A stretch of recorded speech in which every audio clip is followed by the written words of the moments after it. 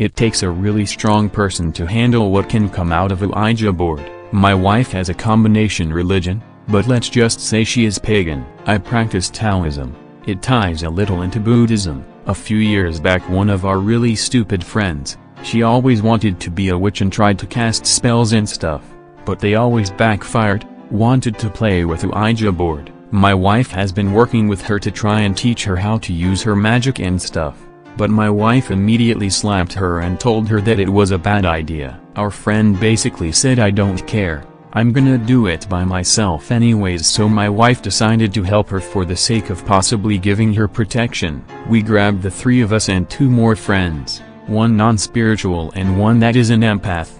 He picks up on how people feel and he sees auras. We lit some candles, I'm not sure which ones because I don't do candle magic, and started to use the board. My wife had put a spell of protection on all of us and was wearing an amulet her mother had given her. Our dumb friend started it and it was kind of cool for a few as we talked for a bit to the board until one of my wife's candles went out. Our friend asked what that one was for and my wife said that was the one I lit to make my protection stronger. Now is where it got really strange. You could feel the energy in the room. It felt like it was electrically charged. My wife said she felt a dark presence and sent our non-spiritual friend out of the room. Our dumb friend started talking to it and the piece in the center of the board started moving without us touching it. It said, "You are going to die." She started crying and huddled into my wife. Our empath friend said he could see something around her and that it was solid, not wavy like most auras he sees. I grabbed a crystal out of my pocket, a red one for vitality, and I said, "If you want to fight on our plane you can fight with me. Leave them alone." I got into my mediation position and tried to use my spirit to fight against it. My friend the empath always told me that my aura had a lie to it, and that whenever I was around, it spread to the people around me. I concentrated on it and what came to me was, "Do you really think you can handle me? I can take that girl for my own with her weak spirit and you couldn't do anything to stop me. Why don't you just kill yourself? You are useless, just give up." I pushed back and said, not out loud, "You cannot touch her. If you want them, you have to go through me. I can feel that I am stronger than you. I will not be silenced." The room seemed to feel lighter and my friend stopped crying. We quickly put the board away and we all went home. As I drove the empath home, he asked me to pull over. He told me that what happened was crazy. He saw a dark presence come out above the board and it went immediately to our dumb friend.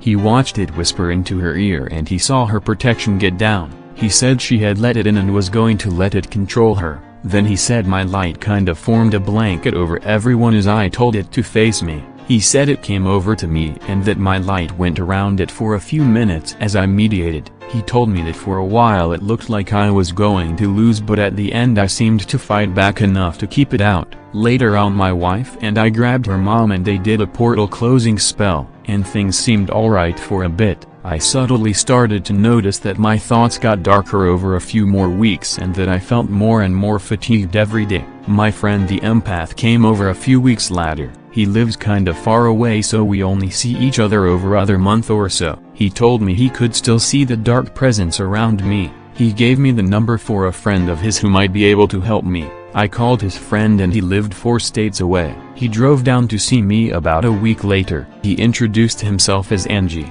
Angie practices Taoism like me, but he has come a lot farther with his meditation than I have. He and I talked for a while and I told him about what happened. He asked me how I had been feeling lately and I told him about the depression and fatigue. It had gotten to the point where I was getting thoughts where I should just die. Angie grabbed his circular tajitu, a yin-yang symbol to most, and placed his hand on my forehead.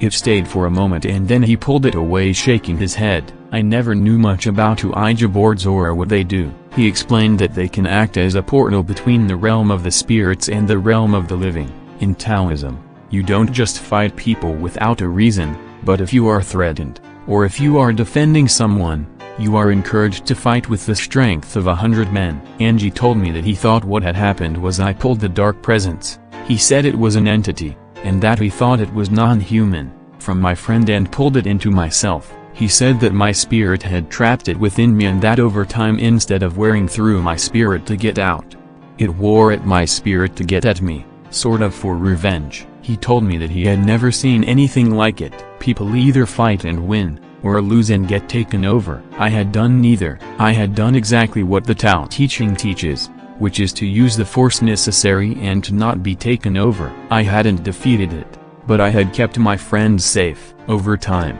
the entity had weakened me enough to where it had almost taken me. Angie grabbed his bag and handed me a crystal of his. Angie is from Okinawa and it was a stone that he had found in the ground a few years previously. He told me that he didn't get any energy from it, but that he had known that he had to pick it up when he saw it. The crystal was a brilliant green with veins of white. I generally gravitate towards green and white crystals, so that was really cool to me. He told me to concentrate on the crystal and to let its energy fill me. I concentrated and I started to feel a surge of strength.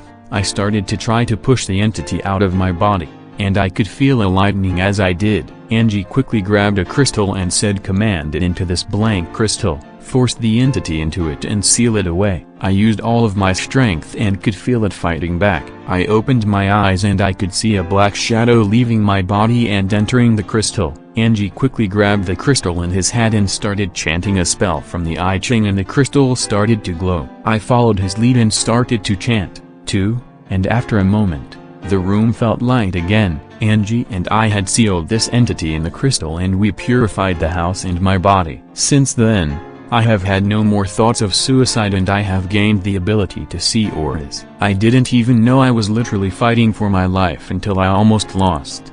It is a scary thing to have something like that attached to you. I couldn't even imagine what I would have been through if I wasn't a practitioner of Taoism. I still have the crystal that the entity is in. I can touch it and speak with the entity, but it has no more power over me. Angie and I are friends now too. We talk once a month about our meditations and how everything is going. TLDR, Ouija boards are dangerous, even for people who are equipped to deal with the consequences. By the way, ask a guy who has a mid-level demon on the shelf anything. Does he talk back when you ask him stuff? He does, sometimes. I try not to touch the crystal too much. I mean, really, I almost died. He knows that he is trapped unless the crystal breaks, so he commands me to break it and stuff. But he's kind of like a 1-year-old that fights nap time. They scream, they squirm and then they collapse and let it happen. He lies a lot, too. Told me my wife was cheating. Told me my child wasn't mine. Told me I was going to get fired. He also goes by like 12 names, all ones of high-level demons. So I'm pretty sure I don't have a high-level demon in it. Can you take a picture of the crystal? What does the entity talk to you about? I honestly don't have a camera or a phone. My wife does, and if the thread is up when she gets home around 4 p.m. EST, I'll try. I've asked him who he is and why he didn't just try and escape when he could have. It's not human, but it feels masculine, so I call it a he. He has told me he is Malthus, or Malpus. I don't quite understand everything he says. He has said his name is Belial, Beelzebub, that he is the devil and that he will kill me. It's just a bunch of crap. I think he is a mid-level demon and that is it. Sounds like a real fuckboy. Tell him to stop running his mouth like a whiny bitch. Lol. Should. I mean, it's been a few years and I only talk to him like once or twice a year. I want to find out who/what he is, and that is just because I am curious as shit. Ask your wife if she knows a way of finding out who a demon is. I have before. She said there is no way to control whether it tells the truth or not. Other than that, every way she knows of would require releasing it, and we don't want to risk it. Up here, unreal story, you got this, so thanks for sharing. Don't think I'll ever touch a Ouija board for no one, lol. I would, but only with certain people. It's all about being careful and informed. You mentioned that you can see auras now as a result of this experience. Can you describe what it looks like? Yeah, I can try. What it is like is I walk around and I see just like everybody else. I can sort of pull a switch somewhere in like my heart, and then it is like I turned on a light around every person I see. All I have to do is concentrate and then I see colorful energy surrounding people. It sort of tells me what their spirit is like. I can see if people are inherently good or evil. Can you do it through pictures?